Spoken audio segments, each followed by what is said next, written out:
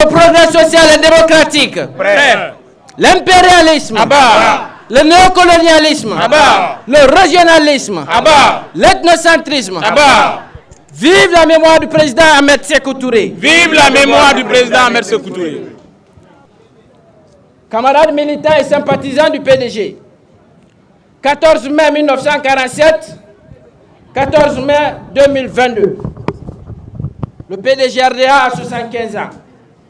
Évidemment, il s'agira de faire le bilan du parti. Ils diront que le PDG aime trop l'histoire. Et oui, ils diront que le PDG aime parler de trop d'histoire. Oui, il faut qu'on en parle. Parce que le PDG a fondé cet État. Oui, il faut qu'on en parle. Parce que le PDG a fondé cette nation.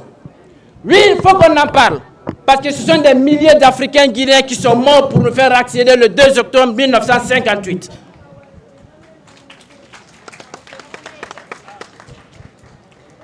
On dirait également qu'on ne parle pas d'avenir.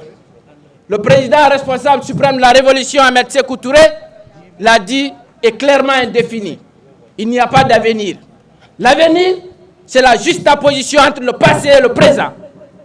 Donc pour nous, la réalité, elle est fondamentale parce que nous nous référons toujours à ses pères fondateurs.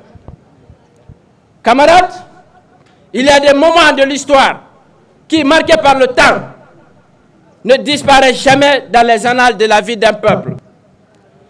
Chez nous, dans notre pays, ces moments polarisent les faits, des actions qui constituent un levain dans la vie politique menée par notre formation politique.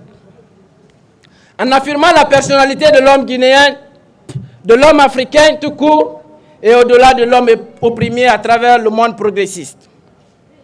Pour y parvenir, il a fallu un moment et des hommes intègres qui ont consenti des sacrifices des années durant, mettant ensemble les efforts, se sollicitant les uns des autres, afin que notre nation connaisse le lendemain ambitieux dont nous avons toujours rêvé.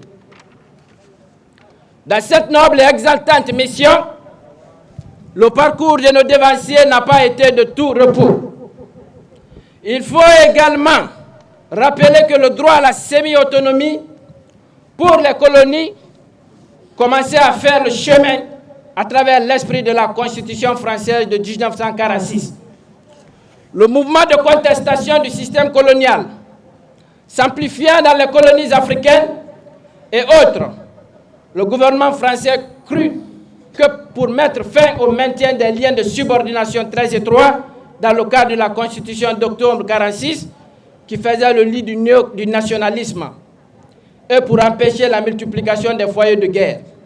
Il fallait donc tenter de canaliser l'aspiration des peuples africains à l'émancipation, à la dignité, à la liberté, bref, au sens réel du patriotisme. En octroyant donc aux colons la loi cadre du 23 juin 1956, dite loi Gaston Defferre, instituant la semi-autonomie des colonies.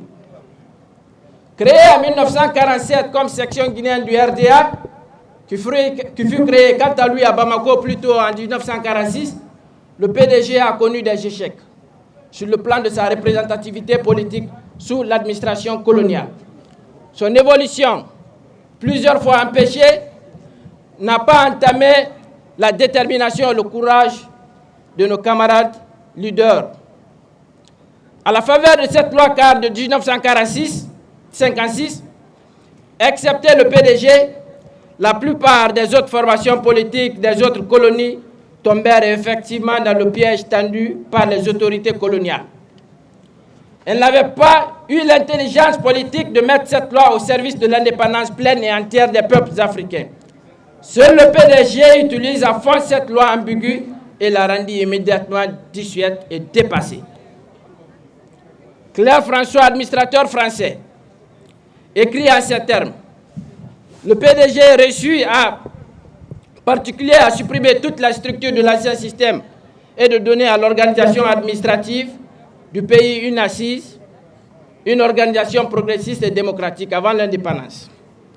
Notons en effet qu'entre 1956 et 1958, le PDG détenait 2 sièges sur 3 depuis le 1er janvier 1956 à l'Assemblée nationale française, alors qu'il n'en avait aucun Le troisième étant revenu au BAG, il détenait depuis le 15 juin 1957 5 sièges sur 5 au Grand Conseil de l'AOF.